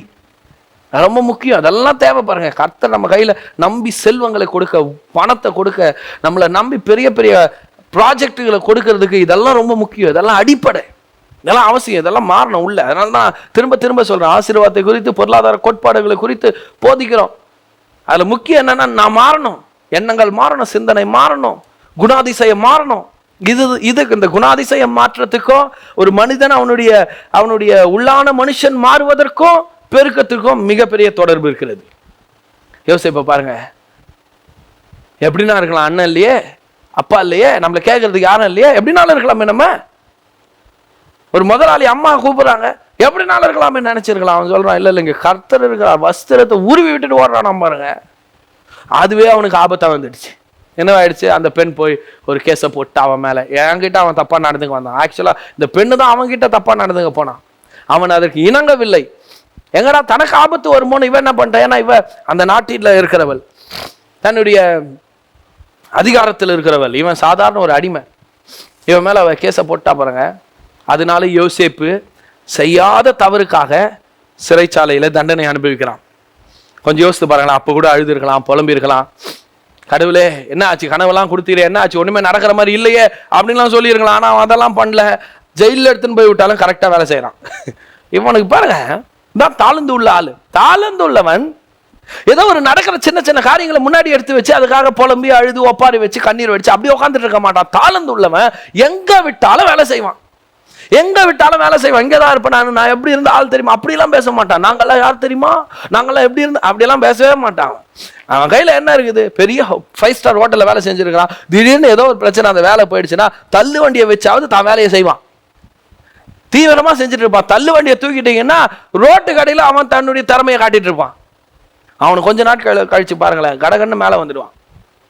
அதான் வேதம் இப்படி சொல்லுது, தன் வேலையில் ஜாக்கிரதை உள்ளவனை கண்டாயானால் அவன் நீசருக்கு முன்பாக நில்லாமல் ராஜாக்களுக்கு முன்பாக நிற்பான். பொறாமை உள்ள ஆள் அப்படி நிற்க முடியாது. எரிச்சல் உள்ள ஆள் அப்படி நிற்க முடியாது. தனக்கு கடவுள் கொடுத்த திறமையில, தாளுந்துல, தரிசனத்துல, ஹலோ கொடுத்த தரிசனத்துல சீரியஸா இருக்கிற ஆளு, ஜாக்கிரதையா இருக்கிற ஆளு, முழு மூச்சோடு செயல்படுற ஆளு, அப்படிப்பட்ட ஆட்கள் தான் கர்த்தருக்கு தேவை. அப்படிப்பட்ட ஆட்களை தான் கர்த்தர் எதிர்பார்க்கிறார். அந்த மாதிரி ஆட்கள் தான் ராஜ்யத்தின் புத்திரர். அவர்களிடத்துல பிதாவின் சந்தோஷத்தை பகிர்ந்து கொள்வதற்கு தேவன் ஆயத்தமாயிருக்கிறார். ஹல்லேலூயா. நீங்க எப்படி இருக்கிறீங்கன்னு யோசித்து பாருங்க. சிறைச்சாலையில் விட்டா வேலை செய்யறான். அங்க 2 பேர் இருக்கான், பேக்கர் அண்ட் பட்லர். பானபாத்திரக்காரனும் அப்பம் சுடுகிறவனும். அவன் ஒரு தப்பு பண்ணிட்டு உள்ள வந்திருக்காங்க. இதுல 2 பேர்ல எவனோ ஒருத்தன் குற்றவாளி. கேஸ் போயிட்டு இருக்குது கோர்ட்டில். இப்போ இவங்க 2 பேரும் கனவு காண்றாங்க. கனவு கண்டு எழுந்ததுக்கு அப்புறம் துக்கமா உட்காந்துட்டு இருக்கிறாங்க. ஏன்னா கனவுக்கு அர்த்தம் புரியல. யோசேப்பு வாலண்டியரா போய் ஏன் துக்கமா இருக்கிறீங்க, உங்க பிரச்சனை என்னன்னு கேட்டு அவங்க கனவுகளுக்கு அர்த்தம் சொல்றான். தாழ்ந்து இருக்குது, சும்மா உட்காந்துன்னு இல்லை. இவனா வாலண்டியரா போய் அர்த்தம் சொல்றான் பாருங்க. அவன் சொன்னது போலவே நடக்கிறது. ஒருத்தன் குற்றவாளின்னு தீர்மானம் ஆயிடுச்சு, ஒருத்தன் குற்றவாளி அல்ல என்று நிரூபணமாகி அவன் ரிலீஸ் ஆகிறான். ரிலீஸ் ஆகும்போது சொல்றான், நீ உயர்ந்து இருக்கும்போது உன் நிலையில நீ அமர வைக்கப்படும்போது என்னை நினைத்து கொள்னு. அந்த பானபாத்திரக்காரன் 2 வருஷமா யோசிப்பை மறந்து விட்டான். 2 வருஷமா வேலை செஞ்சுட்டு இருக்கான் உள்ள. அவன் மறந்து இருக்கலாம், கர்த்தர் மறக்கல. கர்த்தர் மறக்கல. தரிசனங்களை கொடுத்தவர் மறக்க மாட்டார், அழைத்தவர் மறக்க மாட்டார், தாழ்ந்த வைத்தவர் மறக்க மாட்டார். உங்களுக்குள்ள தாழ்ந்த கொடுத்தார், தாழ்ந்த உபயோகப்படுத்துற வாய்ப்பை எப்பொழுதுமே கர்த்தர் ஏற்படுத்தி கொண்டே இருப்பார். தாழ்ந்துள்ள ஆட்கள் அமைதியாக உட்காரக்கூடாது. அமைதியாக உட்காரக்கூடாது. மைக்கு வந்தா தள்ளி விடக்கூடாது. வாய்ப்பு வந்தா ஐயோ நமக்கு செட் ஆகுது கூச்சப்பட்டுக்குன்னு அப்படியே பின்னாடி தள்ளி அதுக்கப்புறம் சான்ஸ் போனதுக்கு அப்புறம் வருத்தப்பட்டு. இன்னும் சில ஆட்கள்லாம் இருக்கிறாங்க பாருங்க, இவங்களுக்கு அந்த சான்ஸ் வர இவங்க விட்டுடுவாங்க. வேற ஒருத்தர் அதை பண்ணிட்டு இருப்பாங்க. இங்க நின்று இது இப்படி பண்ணிடக்கூடாது, அதை அப்படி பண்ணணும், அதை இப்படி பண்ணணும், இப்படி சொல்லிட்டு இருப்பாங்க. எதுக்கு அது? போய் நீ பண்ண வேண்டியது தானே. உனக்கு வந்து தட்டி விட்டா அவன் ஏறி நின்று பண்றால, முடிஞ்சா கை தட்டி பாராட்டு. இல்லையா அமைதியார். பின்னாடி அப்புறம் வருத்தப்படும், ஐயோ நான் பண்ணியிருக்கலாமே, ஈஸியாக தான் இருந்தது, நான் பண்ணலாம்னு நினச்சேன், நான் பண்ணலாம், எனக்கும் பண்ண முடியும், வேஸ்ட்டு எல்லாம் கடந்து போயிடுச்சே. யோசிப்பு பாருங்க, அமைதியாக இல்லை, ரொம்ப விசாரிக்க, என்ன பிரச்சனை, ஏன் டல்லா இருக்கிறீங்க, என்ன ஆச்சு உங்களுக்கு? அவன் சொல்கிறேன், கனவு கண்டு. அப்படியா, சொல்லுவோம் கனவை. நான் அர்த்தம் சொல்கிறேன், எனக்கு தேவன் அந்த ஞானத்தை கொடுத்துருக்கிறாரு, என் தேவனால் அது முடியும். கனவுக்கு அர்த்தம் சொல்றான் பாருங்க. அவங்க புரிஞ்சுக்கிறாங்க கனவுகளுக்கு அர்த்தம் சொல்ற விசேஷித்த ஆவி இவனுக்குள்ள இருக்கிறது. அதான் அவன் திறமை, அதான் அவன் தாழ்ந்து. சார் கனவுக்கு அர்த்தம் சொல்லி ஒருத்தர் ராஜாவாக முடியுமா?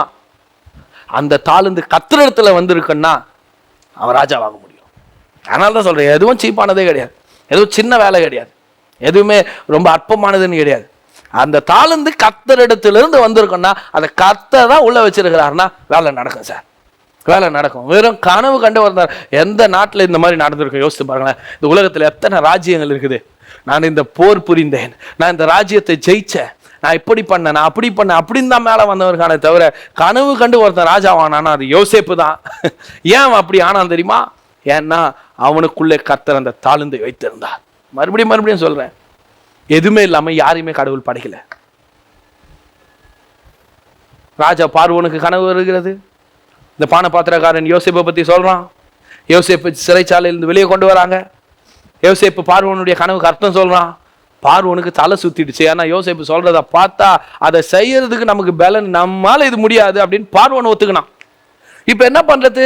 இதெல்லாம் செய்யறதுக்கு விவேகமான ஆள் ஒருத்தன் வேணும், ஞானமுள்ள ஆள் ஒருத்தன் வேணும். பாருங்க, மறுபடியும் அது வந்து திறமை, தாளுந்து, ஞானம், இதெல்லாம் ரொம்ப முக்கியம். செய்யறதுக்கு காரியம் இருந்தால் பத்தாது, பிளான் வேணும், ரொம்ப முக்கியம். அந்த மாதிரி ஒரு ஆள் வேணும்.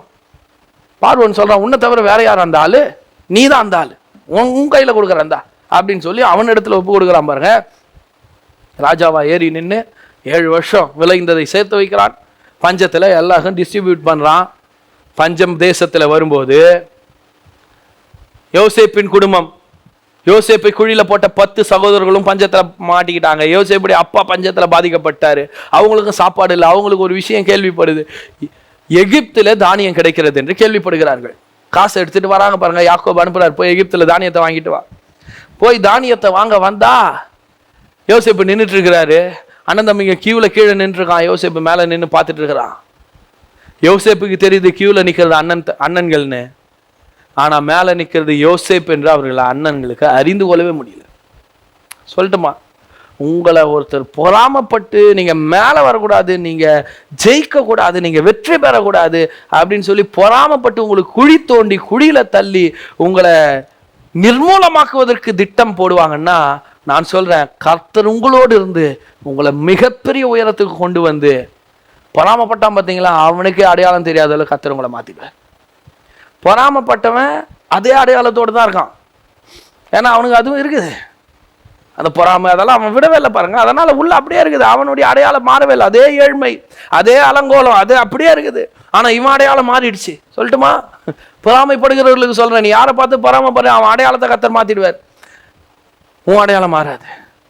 நீ அதே பட்டத்தோடு தான், இது இல்லை அது இல்லை அப்படின்ற அடையாளத்தோடு தான் போயிட்டு இருக்கணும். பாருங்க, அப்போ வரிசையில் வராங்க. யோசிப்பு அவங்கெல்லாம் அழைக்கிறான், அவங்களுக்கு தானியத்தெல்லாம் கொடுக்குறான், மறுபடியும் வர வைக்கிறான், மறுபடியும் தானியத்தை கொடுக்குறான். ஒரு முறை கூப்பிட்டு அவங்களுக்கு விருந்து ஏற்பாடு பண்ணுறான். அவங்களுக்கு ஒன்றுமே புரியல, சம்மந்தமே இல்லாமல் இந்த ராஜா ஏன் நமக்கு ஆகாரங்களை கொடுக்கணும்? சாப்பாடு கொடுக்குறான், நல்லா சாப்பிட வைக்கிறான். சாப்பிட வச்சுட்டு, ஒருத்தர் பொறாமப்பட்டாங்கன்னா, ஒருத்தர் உங்களை எதிர்த்தாங்கன்னா, ஒருவர் உங்களை நீங்கள் வாழவே கூடாது, நீங்கள் மேலே வரவே கூடாதுன்னு நினைப்பாங்கன்னா, அவங்கள எப்படி ட்ரீட் பண்ணணும்னு யோசிப்பை பார்த்து கற்றுக்கணும். இதுதான் பழி வாங்குறது. நல்ல செயல்னு கையை முருகலை, இதுதான் நல்ல செயல் அப்படின்னு கையை முருகலை. விருந்து வைக்கிறாங்க, அவர் வரிசையின்படி அமர வச்சு விதவிதமான உணவு, ராஜ விருந்த கொடுக்கிறான், தானியத்தை கொடுக்கிறான். கொடுத்தது மட்டும் இல்லாம தான் யோசேப்புன்னு தன்னுடைய அலங்காரத்தை கழட்டி காட்டுறான். பாருங்க, அவன் சொல்றான், நீங்கள் விற்று போட்ட யோசேப்பு நான் தான், உங்களுக்கு தெரியுமா, நான் தான் யோசேப்புன்னு அவன் சொன்ன போது 10 அண்ணன்களும் கலங்கினார்கள். அவனும் அடி வயிறு கலங்க ஆரம்பிச்சிருச்சு. ஏன்னா, ஆஹா, இவன் மடிஞ்சிருப்பான்னு நினைச்சமே, இவன் ஒழிஞ்சிருப்பான்னு நினைச்சமே, எங்கேயோ போய் பிச்சை எடுத்தாவது ஒன்னு பிச்சைக்காரனா இருந்திருப்பான், இல்லைன்னா பட்னியில செத்து இருப்பான்னு நினைச்சமே. நம்மளாம் யோசித்து பார்க்க முடியாத அளவுக்கு ராஜாவா நிற்கிறானே, இப்படி ஆகக்கூடாதுன்னு தானே குழியில போட்டேன். இதை தானே கனவு கண்ணா, இப்படி ஆகணும் தானே கனவு. என்ன ராஜாவாகணும் தானே கனவு. இது நடக்கக்கூடாது, இது எப்படி நடக்குதுன்னு பார்க்கலாம் தானே நினைச்சான். அவன் பார்த்து வயிறு எரிகிற அளவுக்கு கர்த்தர் ஆசீர்வதிச்சு நிற்க வச்சிருக்கிறாரு. பாருங்க, இதுதான் நடக்கக்கூடாது நான் பிளான் பண்ணேன், என் பிளான் எல்லாம் வேஸ்டா போச்சே, நடந்துடுச்சே காரியம். ராஜாவை நிற்கிறானே, அதிகாரத்தில் நிற்கிறானே, இன்னைக்கு அவன்கிட்ட நான் கையேந்திர நிலைமையில் இருக்கேனே, வச்சு செய்ய போறான் போல, இதுதான் நமக்கு கடைசி ஆகாரம் போல, இதுக்கப்புறம் நம்ம எல்லாரும் தூக்கல தொங்க விட போறான் போல, இதுதான் நம்ம கடைசி கலங்குகிறார்கள். ஆனா யோசிப்பு சொல்றான், இவன் ராஜ்யத்தின் புத்திரன். பாருங்க, இவனுக்குள்ள கர்த்தருடைய குணாதிசயம் இருக்கிறது. அவன் சொல்றான், நீங்கள் பயப்பட வேண்டாம், நீங்க குழியில போட்டதுக்காகவோ என்ன கீழே தள்ளினதுக்காகவோ நான் வருத்தப்படல. நான் இந்த மேட்ரை எப்படி எடுத்துக்கிறேன்னா, நீ குழியில போட்டதையும் என்னை விற்று போட்டதையும் நான் எப்படி எடுத்துக்கிறேன்னா, இன்னைக்கு உன்னையும் தகப்பனையும் காப்பாற்றுவதற்காக ஜீவரட்சணை செய்யும்படி கர்த்தர் உங்களுக்கு முன்னாடி என்ன இங்க அனுப்பி இருக்கிறார். அவன் யோசிக்கிற விதமே வேற. பொறாம உள்ள ஆள் தான் சாம்பாரை சாப்பிட்டுட்டு யோசிக்க தெரியாத விதத்துல யோசித்துக்குன்னு அல்பமாக வேலையை செஞ்சு உட்காந்துருவா. வீடு வீடாக போய் பேசுறதும் 24 மணி நேரம் என்னத்தையாவது ஒன்று பண்ணுறதும். ஆனால் தாளுந்தில் வேலை செய்கிற ஆள் எப்படி இருப்பான்னா, ஆட்டிடியூடே வேற மாதிரி, இவன் யோசிக்கிற விதமே வேற மாதிரி இருக்குது. என்ன இப்படி பண்ணிட்டீங்களேடா, என்ன இப்படி பண்ணிட்டீங்களே, பார்த்தீங்களா எனக்கு என்ன நடந்தது பார்த்தீங்களா அப்படிலாம் சொல்ல ஒரு பெருமையான வார்த்தை கூட வரல. அவன் சொல்றான், உங்களை நீ காப்பாத்துதான் முன்னாடியே கர்த்தர் நம்ம குடும்பத்துல இருந்து என்னை முன்னாடி அனுப்பியிருக்கிறாரு, ஜீவரட்சணை செய்யும்படி அனுப்பினார். இந்த இடத்துல வந்து நான் சும்மா இல்ல, பார்வோனுக்கு என்ன அப்பனாக்கி வச்சிருக்கிறார் கர்த்தர். பார்வோனுக்கு என்ன தகப்பனாக்கினாரு. திறமையில வேலை செஞ்சு பாருங்க. கடவுள் கொடுத்த தாளந்துல விடாமுயற்சியோட அதுல இறங்கி யார் கூட நின்னாலும் நிற்கலனாலும் எவன் எதிர்த்தாலும் கடவுள் உங்களுக்கு கொடுத்த திறமையில தாளந்துல வேலை செய்து பாருங்க. பார்வோனுக்கு அப்பனா கர்த்தர் உங்களை கொண்டு வந்து நிறுத்துவார். பார்வோனுக்கு அப்பனாக்கி வச்சிருக்கிறார். கட்டி பிடித்து அழுகிறான்.